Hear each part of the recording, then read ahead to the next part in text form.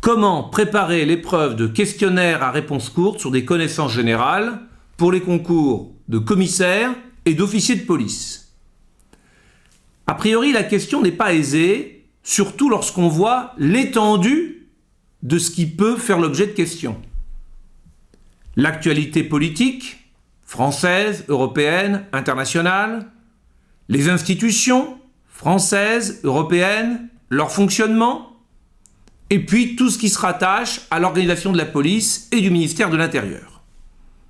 Quelques clés. La première, mettre à profit les révisions de droit public, le droit constitutionnel, l'organisation administrative, les institutions européennes doivent être travaillées aussi dans la perspective de cette épreuve de questionnaire général. Deuxième clé, peut-être aborder l'ensemble, mais vraiment l'ensemble, ce que trop d'étudiants qui n'ont pas vraiment de préparation, qui se débrouillent un peu seuls, ne font pas, l'ensemble du champ d'activité du ministère de l'Intérieur. Le ministère de l'Intérieur, c'est au moins 4 grands blocs. Bien sûr, il y a la police nationale dans ses différentes composantes, mais il y a aussi la gendarmerie nationale, désormais, mais il y a aussi la sécurité civile, mais il y a aussi les préfectures, avec tout ce que ça recouvre. Voilà. Ensuite, et on l'a vu en 2018, l'actualité. Alors, comment aborder l'actualité? Comment être interrogé sur une épreuve d'actualité? 2 conseils. En tout cas, c'est les tout premiers conseils que nous, à l'ISP, nous donnons à nos étudiants avant même qu'ils commencent les cours. Premièrement, lire chaque semaine un magazine, Le Point ou l'Express.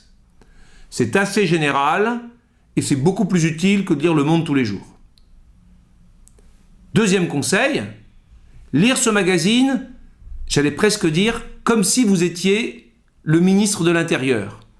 Intéressez-vous aux sujets qui touchent au champ d'activité du ministère de l'Intérieur ou envisagez les sujets que vous lisez dans la presse comme si vous étiez ministre de l'Intérieur. 2018, on nous proposait par exemple un sujet sur Notre-Dame-des-Landes, mais pas sur l'aéroport, la ZAD de Notre-Dame-des-Landes. Évidemment, c'était un élément de l'actualité majeure, avec la décision, vous vous rappelez, de ne pas construire l'aéroport, mais d'évacuer la ZAD, mais vu sous l'angle de la sécurité. La ZAD, dont on sait qu'elle a donné du fil à retordre aux forces de l'ordre, dont les policiers. Une question européenne est tombée, comme par hasard, c'est une question sur l'espace Schengen, c'est-à-dire sur l'espace finalement de migration, de contrôle de la libre circulation des personnes. C'est typiquement un sujet ministère de l'Intérieur. Et même un sujet de l'actualité qui peut paraître plus général. La Catalogne, il y avait dans cette question une forte dimension manifestation, actualité politique, ordre public, légalité, illégalité, arrestation, etc., etc.